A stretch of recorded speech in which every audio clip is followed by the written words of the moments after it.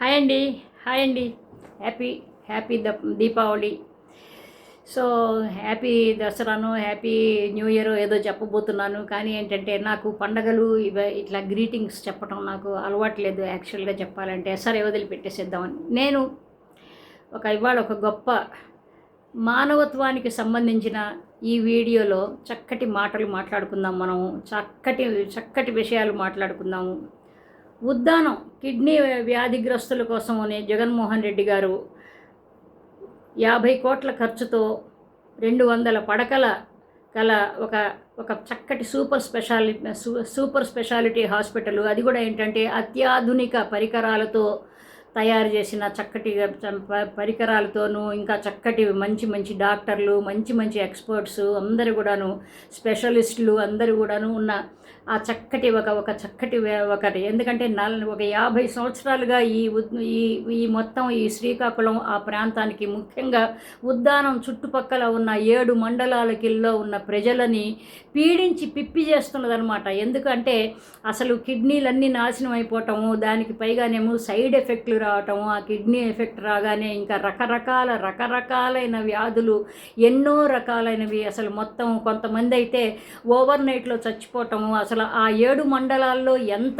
ఎంతమంది అయితే జనాలు ఉన్నారో ఆ జనాల్లో ప్రతి ఇంట్లో ఎవరికో ఒకళ్ళకి, కనీసం ఒక్కళ్ళకైతే 5-6 ఉంటే ఒకళ్ళు ఇద్దరికి మాత్రం తప్పకుండా కిడ్నీ వ్యాధిగ్రస్తులు ఉంటారండి. అట్లాంటి వాళ్ళకి ఏంటంటే 2017 పాదయాత్ర చేస్తున్నప్పుడు జగన్మోహన్ రెడ్డి గారు ఆయన వెళ్ళాడు. అక్కడ వెళ్తున్నప్పుడు వాళ్ళందరూ కూడా అన్నారు, సారు ఇప్పుడు ఇన్నేళ్లుగా మేము చచ్చిపోతున్నాము, మా పిల్లల పాపలందరూ చచ్చిపోతున్నారు, మేము ఇంతమంది కంటున్నాం, కానీ వాళ్ళు ఎంతవరకు పైకి వస్తారో, ఎంతవరకు బతికి బట్టగడతారో తెలియదు, మేము అట్లాగూ రోగాలతో చచ్చిపోతున్నాము. నేను మా ఇంట్లో సంపాదించేవాడిని, కానీ నేను కూడాను చచ్చిపోతే నా పిల్లలు నా కుటుంబం అంతా ఏమవుతుందని ఒక్కొక్క రకమైన గోడు వినిపించేసరికి ఆయనకు మహానుభావుడు కరిగిపోయాడు.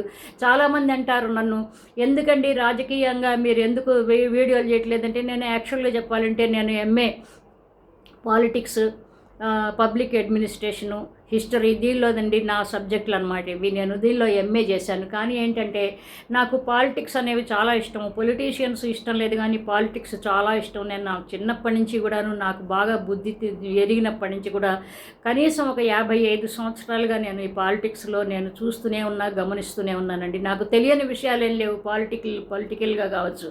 తర్వాత నేను సరదాగా జర్నలిస్ట్గా చేసినప్పుడు నేను సినిమా జర్నలిస్ట్గా మొదలుపెట్టాను. తర్వాత రాజకీయ జర్నలిస్ట్గా కూడా చేశాను. కానీ ఏంటంటే నాకు ఈ రాజకీయాలు, సినిమాలు అన్నీ ఇన్స్ అండ్ అవుట్స్ అన్నీ కూడా బాగా తెలుసు అనమాట. అయితేనండి జగన్మోహన్ రెడ్డి గారు చేసిన ఈ గొప్పదానికి ఎప్పుడు కూడా మాలాంటి వాళ్ళు ఎప్పుడు కూడా మా గుండె కొట్టుకుంటుంటే జగన్ జగన్ జగన్ అని కొట్టుకుంటూ ఉంటుంది. మాలాంటి వాళ్ళకి ధైర్యంగా చెప్పగలుగుతాను. ఎందుకంటే మానవత్వానికి అంత గొప్ప పీట వేశాడు ఆయన. ఏదో ఒక ప్రత్యేకించి ఒక మీడియా తప్పుడు కథనాలతో చెప్పి జనాలని అనవసరంగా రెచ్చగొట్టి, జనాలకి లేనిపోనివన్నీ వాళ్ళ మనసుల్లో గుప్పించి, వాళ్ళు చేసే పనులన్నీ అతను చేస్తున్నట్టు చేసేసరికి, ఇంకోటి ఏంటంటే ఇవాళ రేపు రాజకీయాలు కూడా బాగాలేవు కాబట్టి నాలాంటి వాళ్ళకి, నాకు జెండర్ పరంగా కావచ్చు, ఏజ్ పరంగా కావచ్చు, వాళ్ళు చేసే అట్రాసిటీస్ నేను తట్టుకోలేకపోవచ్చు. అందుకని ఏంటంటే నేను తప్పుకున్నాను ఈ రాజకీయ మాటలు మాట్లాడటము, ఈ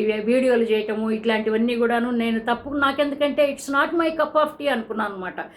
మహానుభావులు, గొప్ప వాళ్ళు మంచి మంచి పనులు చేస్తున్నప్పుడు డెఫినెట్గా నేను వాళ్ళ గురించి మాట్లాడతాను. అది జగన్మోహన్ రెడ్డి అవక్కర్ల, కిరణ్ కుమార్ రెడ్డి అవ్వచ్చు, చంద్రబాబు అవ్వచ్చు, లేకపోతే మోదీ అవ్వచ్చు, ఇంకొక XYZ రాహుల్ గాంధీ అవ్వచ్చు. నాకు కాంగ్రెస్ పార్టీ అంటే ఇష్టం లేదు, కానీ వాళ్ళు కూడా మంచి పనులు చేస్తే వాళ్ళ గురించి కూడా నేను మాట్లాడతాను. కానీ ఏంటంటే ఇవాళ రేపు ఏంటంటే మనం నోరు నొక్కే ప్రయత్నం జరుగుతున్నది, మొత్తం దాష్టీకం జరుగుతున్నది.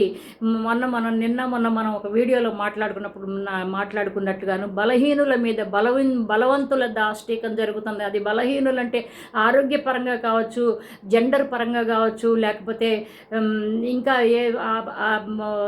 ఆర్థిక పరంగా కూడా కావచ్చు, ఏదైనా సరే. ఎందుకంటే అట్లాంటి వాళ్ళందరూ కూడా కోట్లకు వేలు లక్షల కోట్లు పడగలెత్తిన వాళ్ళు. కాబట్టి ఏంటంటే వాళ్ళ ముందు మనం తట్టుకోలేము. కాబట్టి ఏంటంటే ఒక్క రోజున ఈడ్చుకుపోయినా చాలు మన జీవితం సర్వనాశనం అవ్వటానికి. కాబట్టి ఏంటంటే ఇవి నేను తట్టుకోలేనండి. ఊరికే గుచ్చి మీరు ఎందుకు రాజకీయాలు చేయటం లేదు, మీరు ఎందుకు రాజకీయాలు చేయటం లేదు అంటే ఇవాళ రేపు వాడు వీడు అని లేదు, పెద్ద పెద్ద వాళ్ళకే అతి గతి లేదు. ఎంపీలుగా చేసిన వాళ్ళు, పెద్ద పెద్ద మినిస్టర్లుగా చేసిన వాళ్ళకే అతి గతి లేదు. వాళ్ళ ముందు నేనెంతండి? కాబట్టి నన్ను ఊరికే గుచ్చి గుచ్చి అడగకండి. కానీ ఏంటంటే నా నా నా దృష్టి రాజకీయాల మీద ఉంటుంది డెఫినెట్గా. It doesn't mean that I'm not interested in politics. I have been observing, I will be observing రాజకీయ పాలిటిక్స్. కాబట్టి ఏంటంటే ఈ ఉద్దానం గురించి మనం మాట్లాడుకుంటుంటే ఇట్లాంటివన్నీ కూడా చాలా వరకు జగన్మోహన్ రెడ్డి గారు ప్రవేశపెట్టిన 17 మెడికల్ కాలేజీలు కూడాను ఒక 5 మెడికల్ కాలేజీలు ఫంక్షనింగ్ జరుగుతున్నాయి, మిగిలినవేవో ఇంకా అట్లాగే వదిలేయటం జరుగుతున్నది ఇప్పుడు ప్రజెంట్ ప్రభుత్వం. అది ఎందుకు అనేది మనకు అనవసరం, విషయం మాట్లాడుతున్నాను అంతే. అయితే అన్నీ కూడాను ప్రైవేట్ పరంగా అయిపోతున్నాయి అని మొత్తుకుంటున్నారు. అట్లాగే సిపిఐ రామకృష్ణ మొత్తుకుంటున్నాడు, చాలామంది మొత్తుకుంటున్నారు. అట్లాగే ఇంకా ఎవరు సొంత పార్టీ నాయకులు వడ్డే శోభనాద్రీశ్వరరావు అని ఆయన కూడా క్రిటిసైజ్ చేస్తున్నాడు. రకరకాల మంది రకంగా క్రిటిసైజ్ చేస్తున్నారు. అంటే ఒక పేదవాడికి అందాల్సిన ఒక రకమైన చక్కటి ఒక వెసులుబాటు కావచ్చు, ఒక చక్కటి ఒక మంచి వైద్యం కావచ్చు, అది అందటం లేదు. ఎందుకంటే వాళ్ళకి ఆ రోజుల్లో 2017లో జగన్మోహన్ రెడ్డి పాదయాత్ర చేస్తున్నప్పుడు వాళ్ళు చెప్పారు ఇట్లా గోడు విన్నాడు.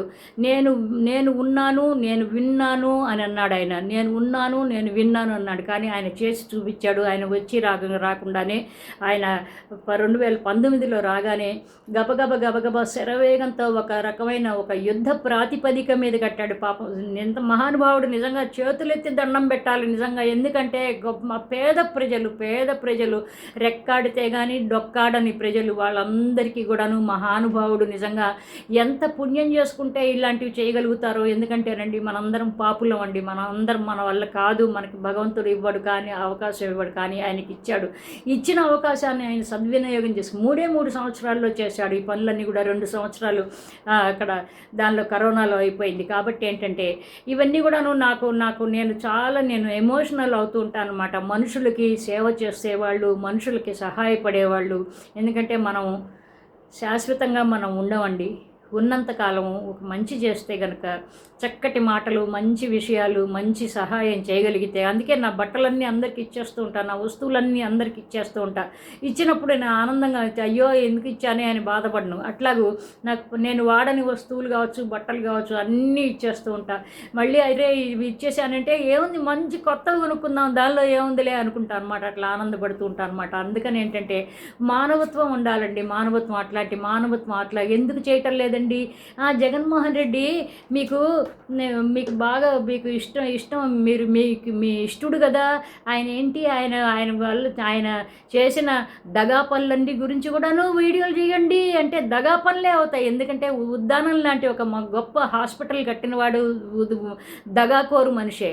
ఒక రైతు భరోసా కేంద్రాలు కావచ్చు, లేకపోతే మా అవ్వ తాతలకు పింఛన్, ఇప్పుడు నాకు 70 ఏళ్ళు అని చెప్పా కదా, 60 ఏళ్లకే ముసలాళ్ళు అయ్యి ముసకళ్ళు అయిపోయి మొత్తం అసలు ఒక పడిపోతూ ఉంటారు. వాళ్ళందరికీ కూడాను అసలు లేస్తే కూర్చోలేరు, కూర్చుంటే లేవలేరు. అట్లాంటి వాళ్ళకి పెన్షన్లు, ఇంటి దగ్గర పెన్షన్లు పెట్టిన మహానుభావుడు. ఇవన్నీ రిఫార్మ్స్ తెచ్చిన వాడిని ఇప్పుడు కాదు, ఆఖరి ఊపిరి ఉన్నంత వరకు కూడాను జగన్మోహన్ రెడ్డి చేసిన పనులు మెచ్చుకుంటారు అందరూ. వాళ్ళకంటే ఎక్కువగా నేను మెచ్చుకుంటాను. ఇదే గాంధీ మహాత్ముడు కోరిన గ్రామ స్వరాజ్యం అనొచ్చు, లేకపోతే నిజమైన ఆనందం కావచ్చు పేద ప్రజలకి. అంబేద్కర్ కూడా ఇదే కోరుకున్నాడు అనమాట. ఇవన్నీ కూడా నేను చెప్తే ఏదో మీకు అందరికీ కూడాను అంటే పడని వాళ్ళు, ఎందుకంటే పడని వాళ్ళని ఏం లేదు, మీరందరూ కూడాను పడని వాళ్ళని ఎందుకంటున్నారంటే మీరు ఒక సెక్షన్ ఆఫ్ మీడియా తీసుకొచ్చిన కట్టుకథలు, అబద్ధాలు ఇవన్నీ విని 40, 45, 50 సంవత్సరాలుగా విని ఏమైందంటే మీరు కూడా ఇట్లాగే దానిలో ఒక రకమైన పావులు అయిపోయారు, ఒక రకమైన సమిధలు అయిపోయారనమాట. కాబట్టి ఏంటంటే మిమ్మల్ని కూడా నేను తప్పు పట్టను, అయిందేదో అయిపోయింది. అయితేనండి ఈ ఉద్దానం మాత్రం ఏంటంటే ఇప్పుడు చాలామంది బాధపడుతున్నారు. ఎందుకంటే ఇట్లాగూ ఇప్పుడు సంవత్సరంన్నరగాను 108 వాహనం రావటం లేదు. అది వరకు జగన్మోహన్ రెడ్డి గారు ఉన్నప్పుడు ఆయన పరిపాలనలో చక్కగా వాహనాలు ఫ్రీక్వెంట్గా వచ్చేవి, కనీసం వస్తే ఇప్పుడు బాగుంటుంది. కానీ ఏంటంటే ఇప్పుడు ఆ వాహనాలు రాకపోవటం వల్ల ఏంటంటే మేము మా సొంత జేబులో డబ్బులు పెట్టుకోవాల్సి వస్తున్నది ప్రయాణం కోసము. ఆ డబ్బులు కాస్త కూస్తా ఉన్న డబ్బులు అవన్నీ నాశనం అయిపోతున్నాయి. అన్నీ అనవసరమైన ఖర్చులు. ఇంకోటి అంటే చాలా చాలా మోపెడైపోతున్నాయి, మేము అన్నీ కూడా చాలా కష్టపడుతున్నాం అని. అట్లాగే ఈ ఉద్యానానికి ఆయన 2017 వెళ్ళాడు మొదట. 2018లో వెళ్ళి ఇంకా కొన్ని విషయాలు తెలుసుకున్నాడు. తర్వాత అక్కడ నీళ్లు కూడా సరిగా లేవు అన్న విషయం తెలుసుకుని అక్కడ ఒక రిజర్వాయర్ ఉంటుంది, హీరమండలం అనే రిజర్వాయర్ అనమాట. అది దానికి 700 కోట్లు ఖర్చు పెట్టి దానికి 1047 కిలోమీటర్ల దూరం అంత పైపు లైన్ భూగర్భంలో వేసి, ఇవన్నీ మీకు తెలియాలని చెప్తున్నాను నేను. నాకేదో సరదా పడి డబ్బాలు కూడా ఇప్పుడేమీ ఎన్నికలు కూడా లేవు. ఎన్నికలు వచ్చినా మొన్నట్లాగే అవుతాయి. జగన్మోహన్ రెడ్డి మళ్ళీ సీఎం అవుతాడని నేనైతే మాత్రం ఖచ్చితంగా అనుకోవట్లేదండి. ఎందుకంటే మొన్న జరిగింది ఏ విధంగా జరిగినాయో, ఏ పద్ధతిలో జరిగినాయో, ఎన్ని రకాలైన ఒక రకమైన ఒక రకమైన నెగిటివిటీతో జరిగినాయో మనకు అందరికీ తెలుసు అనమాట. అయితేనండి అట్లాగూ జగన్మోహన్ రెడ్డి ఎవరు హాస్పిటల్కి వెళ్ళినా 10,000 పింఛన్లు అట్లా ఇస్తూ ఉండేవాడు అనమాట. రకరకాల అది వరకు 3,500 ఇచ్చిన పింఛన్ 10,000 పింఛన్గా చేశాడు. తర్వాత అండి అట్లాగూ 1047 కిలోమీటర్లు భూగర్భ పైప్ లైన్ వేసి ఇవాళ చక్కగా ఇంటాక్ట్గా ఉంది. మంచి హాస్పిటల్ ఉంది, అది కూడా బాగుంది. దానిలో ఇంకా కొంచెం మెరుగులు ఇంకా అట్లాగే ఉన్నాయి. ఎందుకంటే సంవత్సరంన్నరగా ఉన్నాయి కాబట్టి సంవత్సరంన్నర లోపు ఆ పరికరాలు పాడైపోవు కాబట్టి.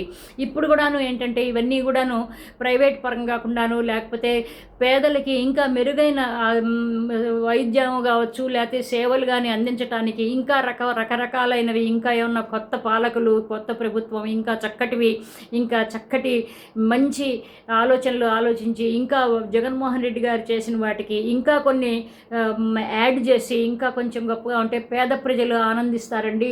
ఆ పేద ప్రజలు ఆనందించే ఆ పేదతనం పాపం వాళ్ళు ఆ మనుషులను చూస్తుంటే ఎంతో బాధగా ఉంటుంది. ఎంతో గుండె అంతా పగిలిపోతూ ఉంటుందన్నమాట. ఆఫ్టర్ ఆల్ వాళ్ళు 2 పూటలు 3 పూటలు కూడా అన్నం తినలేకపోతున్నారే. శరీరం అంతా కమిలిపోయి నల్లగా మాడిపోయింది, బట్టలు సరిగా లేవే, అసలు తల కూడాను ఒక చక్కటి సంరక్షణ లేదే అని నాకు చాలా బాధేస్తుంది వాళ్ళందరినీ చూస్తే. కానీ ఏంటంటే వాళ్ళకి అదే జీవితం, ఇంకా అంతకంటే వేరే మెరుగైన జీవితం లేదని వాళ్ళు బాధపడుతూ వాళ్ళు అనుకుంటారు తప్ప, అట్లాంటి వాళ్ళని చూసి నాలాంటి వాళ్ళు ఎంతోమంది బాధపడుతూ ఉంటారు. నాలాంటి వాళ్ళు బాధపడ్డారు కాబట్టి జగన్మోహన్ రెడ్డి ఒక మనిషి, ఒక మానవత్వం ఉన్నది కాబట్టి ఆయన ఉద్దానం అనే దానికి, ఉద్దానం గురించి చాలామంది చాలా రకాలుగా మాట్లాడారు. అది చేస్తాం ఇది చేస్తాం అని. ఎవ్వరు ఎప్పుడు ఏది చేయలేదు. 50 సంవత్సరాలుగాను అది అట్లాగూ ఒక 1000 పడగల విషనాగులాగా తయారైపోయి మనుషుల్ని కబళించేస్తున్నా కానీ ఎవ్వరు పట్టించుకోలేదు. కానీ జగన్మోహన్ రెడ్డి గారు వచ్చిన వెంటనే వచ్చిన సంవత్సరం 2 సంవత్సరాల లోపున బ్రహ్మాండమైన 200 పడకలు ఉన్నది.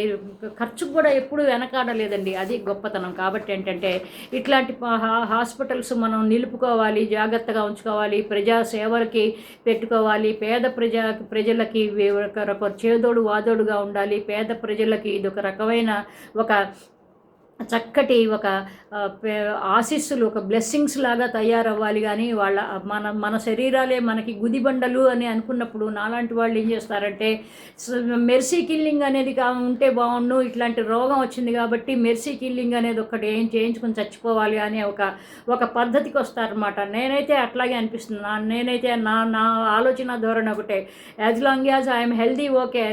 నాకు ఏదన్నా రోగం వచ్చి మరీ తీసుకోలేని రోగం వస్తే మాత్రం నేను I will go for mercy killing అంటానమాట. ఎందుకంటే శరీరాన్ని మనం నాశనం చేసుకోకూడదండి. ఆ శరీరం మనకి చేసినంత వరకు సహాయము, మనకు సేవలు చేసింది. అది చెయ్యలేను అని మూలపడ్డప్పుడు దాన్ని ఎక్కువ పెట్టకూడదు అని నా ఉద్దేశం అనమాట. కాబట్టి ఏంటంటే పేద ప్రజలు అట్లాంటి ఆలోచనలు ఆలోచించుకుంటానికి వీలు లేకుండాను, ఆత్మహత్యలు చేసుకోవాల్సిన అవసరం లేకుండాను, ఇవన్నీ లేకుండా ప్రభుత్వాలు వాళ్ళకి సహకరిస్తే ఎంతో బాగుంటుందని నా ఉద్దేశం. ఇంకొక మంచి టాపిక్తో మళ్ళీ కలుద్దాం. బై అండి. Love you all. బై.